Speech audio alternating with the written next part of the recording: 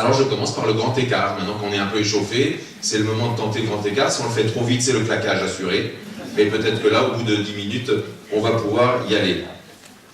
Un grand écart entre quoi et quoi? Un grand écart entre certains des aspects de notre expérience au service des malades, et puis entre de l'autre pan, pour bien s'écarter, l'ampleur maximale d'une espérance chrétienne.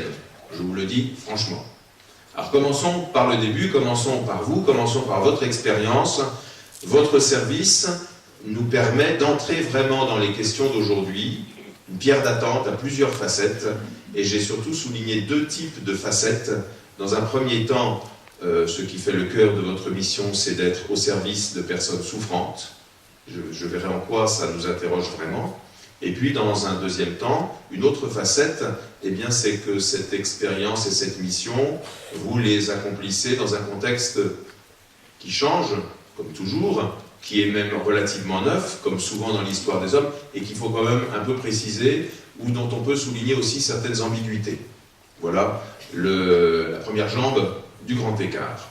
Alors vous êtes les uns et les autres au service de personnes souffrantes. Ce qui me conduit à 3 réflexions. D'abord, on dit une personne souffrante, on dit une personne, mais qui est-elle, cette personne? Ou même plus précisément, qui es-tu? Alors attention, il n'y a pas une faute d'orthographe, hein, c'est exprès. Hein. Qui es-tu? Ça n'a choqué personne, c'est parfait. Mais qui es-tu? Ça veut dire qui est cette personne avec laquelle je suis devant. Et le fait d'être devant, d'être avec, de passer du temps avec, dit déjà, je crois, le cœur de ce qu'est cette personne et le cœur de ce que vous êtes quand vous êtes auprès de cette personne, c'est-à-dire que vous êtes l'un et l'autre des êtres de relation. Et que vous savez que c'est sans doute la définition la plus englobante qu'on peut dire de la personne humaine, c'est que c'est une personne qui est douée d'une capacité de relation au-delà de tout ce qu'on pourrait imaginer. Et quand vous êtes avec quelqu'un, peut-être dans le silence, peut-être dans la souffrance ou dans la révolte, quelles que soient les émotions, les sentiments, quelles que soient aussi les capacités d'expression qui sont là, parce que Dieu sait qu'elles sont parfois agressées et blessées, ces capacités d'expression, n'empêche qu'il y a 2 personnes en relation, ou plusieurs, mais au moins 2 en relation. Quand on cherche à définir le concept de personne, ça n'est jamais facile.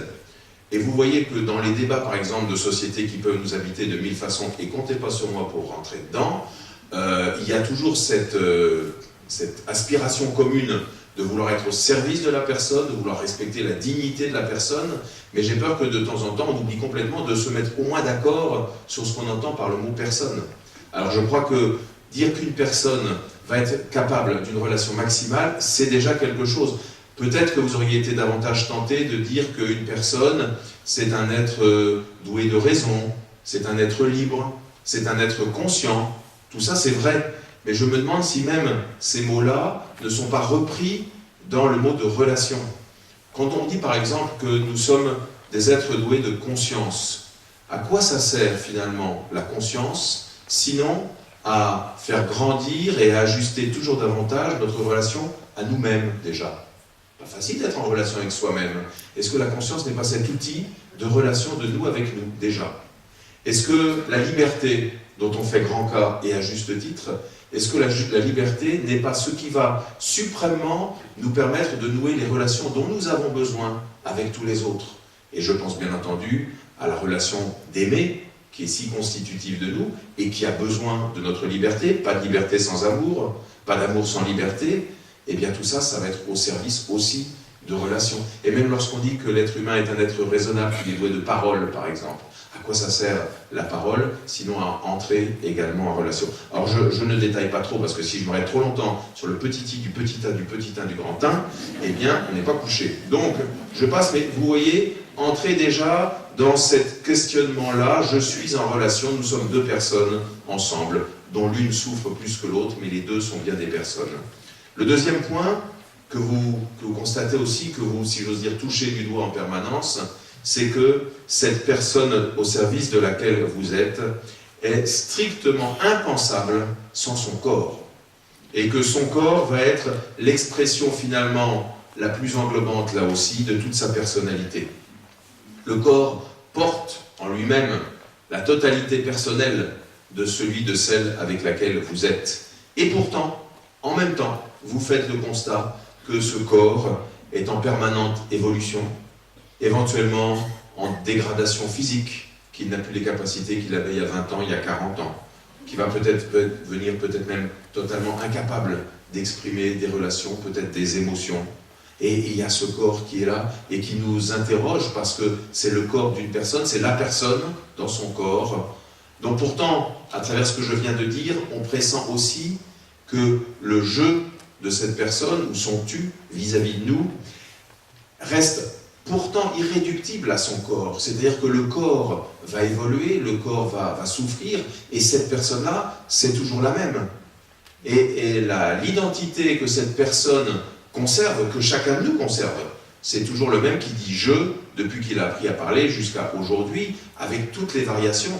Et bien cette identité personnelle, ce « je », il est strictement inséparable du corps puisqu'il s'exprime totalement par lui, il vit en osmose permanente avec lui, et pourtant il y a quelque chose d'autre que simplement la matière, bien évidemment, et qu'il y a une identité que la personne porte, et que c'est aussi bien au service de son corps que vous êtes, mais peut-être encore davantage au service de toute la personne qui s'exprime par son corps, qui vit par son corps, et qui est un jeu inséparable de son corps et irréductible à son corps. Il y a une vision intégrale de la personne à laquelle vous êtes pratiquement contraint lorsque vous êtes au service d'une personne malade. Et puis, troisièmement, vous l'êtes dans une situation que nous connaissons tous, que vous connaissez mieux encore par votre mission, une situation de souffrance. Difficile à définir la souffrance, sinon de la définir comme une privation de quelque chose, comme une opposition à quelque chose, comme une contradiction avec quelque chose. J'ai listé quelques adjectifs, mais on pourra en mettre plein d'autres. La souffrance, elle est très souvent injuste. En tout cas, elle est vécue comme telle, bien évidemment. Elle peut être même révoltante. Elle est isolante. À travers la souffrance, il y a quelque chose du jeu qui semble se recroqueviller parce qu'il n'y a plus que lui qui va être capable de porter cette souffrance, de la comprendre, de la partager. Il n'y a presque rien d'exprimable là-dedans. Elle va donc être incompréhensible par la même occasion. Bref, la souffrance va être toujours une forme d'agression. Agression contre les relations qui sont nouées, et puis agression contre le corps, et donc agression contre la personne. Voilà ce qu'on peut dire dans un premier temps de la souffrance. En tout cas, je pense que c'est une expérience que vous faites en ajoutant que cette souffrance, immanquablement, nous fait toujours tourner le regard vers ce qui est aussi notre sujet d'aujourd'hui, et l'expérience, si je puis dire, car c'en est qu'à moitié une, l'expérience que tout le monde nous faisons, celle de la mort. Et la souffrance est toujours un peu le signal d'alarme. Alors, pas de la même façon, hein. Quand on a une petite angine, c'est pas la même chose que bien des situations que vous connaissez, n'empêche que toute souffrance nous renvoie à notre finitude et nous renvoie à notre mort. Alors vous êtes porteur de toutes ces questions-là. Vous êtes porteur de la question de la personne comme être de relation, mais relation jusqu'où? Vous êtes porteur de cette réalité d'une personne qui s'exprime dans son corps, mais elle va s'y exprimer jusqu'où? Et est-ce que, finalement, c'est la question qui récapitule les deux autres, est-ce que la mort va anéantir proprement cette vérité d'une personne comme relation et cette vérité d'une personne comme inséparable d'un corps à laquelle pourtant elle n'est pas totalement réductible? Voilà quelques-unes des choses que je voulais vous dire et que vous savez mieux que moi, mais qui situent bien la question, c'est-à-dire que votre service ouvre de lui-même aux questions que nous nous posons aujourd'hui, c'est-à-dire sur cet au-delà de la mort, est-ce que la mort est la fin de tout, et sinon, comment le dire? Il est dans mon cahier des charges, normalement, de vous proposer des mots pour le dire, hein. C'était la deuxième partie du titre. Qu'en dit la foi chrétienne? Quels mots pour en parler? Les mots pour en parler, ce sont ceux que chacun va fabriquer, et vous ne m'avez pas attendu. Moi, les seuls mots que je vais pouvoir vous proposer, ce sont les miens, à la façon dont je les pense, je les dis, je les comprends, je les aime. Mais les mots pour le dire, ça sera chacun, pour peu peut-être que l'autre partie du dossier soit un peu honorée, qu'en dit la foi chrétienne. Et encore, vous voyez bien que ça, c'est pas une question si simple que ça, parce qu'il n'y a pas comme ça un jeu direct, question-réponse. Il y a vraiment une présentation globale du mystère de la personne et de sa mort, que j'espère on va continuer à partager aujourd'hui. J'ai redit des questions que vous pouviez vous poser, en tout cas le contexte de votre service. Ça, c'est votre contexte immédiat, personnel, mais il est vécu dans un contexte plus large, qui est celui de la société dans laquelle nous sommes, dont nous sommes tous des éléments. C'est-à-dire que, à la fois nous-mêmes, par notre façon d'être, par notre façon de réagir, nous sommes des membres de cette société, les gens que vous visitez, que vous accompagnez aussi, les familles aussi, le personnel de santé aussi, etc. Et sur cette situation actuelle, je voudrais poser 4 questions qui sont peut-être pas des questions toujours très joyeuses, mais peu importe, elles ne sont pas morales. Ce sont des questions, j'allais dire, de contexte social. 4 questions qui sont en même temps 4 remarques, il faut le reconnaître, et aussi peut-être 4 points d'attention pour chacun de nous, à savoir quelle place nous-mêmes nous laissons à ces questions, comment nous y répondrions, peut-être comme ça, isolément.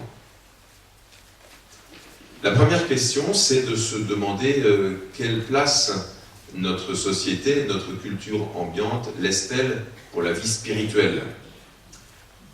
C'est-à-dire, est-ce que nous ne sommes pas sans cesse tentés de participer à une vue des choses qui soit sans cesse quantifiable, qui soit sans cesse mesurable, qui soit sans cesse, pourquoi pas, monnayable, alors qui soit sans cesse prouvable scientifiquement. Vous voyez bien que c'est assez simple, c'est assez ce qui nous rejoint dans bien de nos discussions. Nous sommes confrontés à des gens qui ont grandi dans une mentalité scientifique, et c'est bien, mais est-ce que la science dit tout ? Alors, bon, je n'ai pas besoin de développer, hein, vous comprenez le type de question, c'est-à-dire quelle place pour la vie spirituelle, danger de matérialisme exclusif, ou de matérialisme tout court d'ailleurs, parce que dans le mot matérialisme, il y a cette idée-là que finalement, c'est ce qui va se mesurer, se prouver scientifiquement, qui donnera le fin mot de l'histoire. Vous faites tous l'expérience du contraire, mais enfin, il ne faut pas être dupe, ça nous environne, et puis ça nous habite aussi. Et ça nous met terriblement en porte-à-faux par rapport aux questions que je soulevais tout à l'heure, la question de la relation. Où va-t-on la mesurer ? Où va-t-on la monnayer ? Où va-t-on la prouver scientifiquement ? La question du corps comme porteur de la personne intégrale. Qui va mesurer ça? Qui va le monnayer? Qui va le prouver scientifiquement? Donc on voit très vite que même si c'est une coloration sociale qui est toujours tentante, elle ne résiste pas longtemps. Ça n'est pas ça la vie. Deuxième question, quelle est la place pour la communauté, plus largement, pour le monde, pour le cosmos? On voit bien comment cette question est à la fois portée et puis repoussée, rejetée. Elle est portée parce qu'il y a des gros mots qui circulent sans cesse. Il y a le mot de mondialisation, il y a le mot d'environnement, qui sont des vrais mots. Mais on voit bien que ce sont à la fois des mots qui nous attirent un peu, on aimerait, et puis on a à la fois des mots dont on a un peu peur, et des mots finalement dont on va se débarrasser, parce qu'on ne peut pas réaliser la mondialisation qu'on voudrait, on ne peut pas respecter l'environnement comme on voudrait, etc. Donc il y a forcément un peu ce flux et ce reflux qui conduit à la tentation, finalement, d'en revenir là où on croit que c'est du fiable, du concret et éventuellement du gérable, c'est-à-dire l'individu. Or ça, c'est aussi une fausse piste. Le matérialisme est une fausse piste, l'individualisme est une fausse piste. Et pourtant, est-ce qu'il ne prolifère pas, et autour de nous, et là encore, en nous? La troisième question, qui rejoint peut-être un petit peu celle-là, je ne sais pas, mais quelle place pour Dieu? Pas facile de répondre à cette question dans notre vie, dans la société. Est-ce que Dieu n'est pas de plus en plus, finalement, dans notre façon de nous exprimer, dans notre façon de vivre, y compris avec nos proches d'ailleurs, n'est-il pas de plus en plus l'hypothèse, sinon inutile complètement, du moins à garder vraiment en toute extrémité quand tout le reste aura été épuisé? Il y a quelque chose quand même d'une privatisation de Dieu dans la société et dans nos vies qui pose question. En tout cas, moi je vous la pose. Et puis dernièrement, bien évidemment, quelle est la place de la souffrance? Elle est double, on le redira à d'autres moments là aujourd'hui, mais il est évident que la souffrance comme agression, comme isolation, comme tout ce que j'ai dit tout à l'heure, ne peut qu'être combattue de toutes nos forces, on le redira.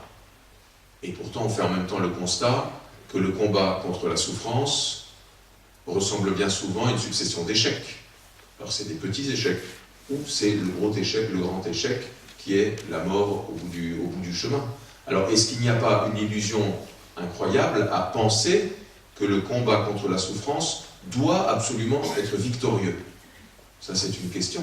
Et est-ce que ce n'est pas une question qui est quand même portée finalement par une mentalité ambiante, comme une espèce de surhomme qui va être tellement surhomme qu'il va abolir la souffrance? Est-ce que d'aller jusqu'à cette illusion-là, ça n'est pas un facteur aggravant et un surcroît de souffrance, parce que c'est tout simplement faux? Voilà au moins une question que je pose.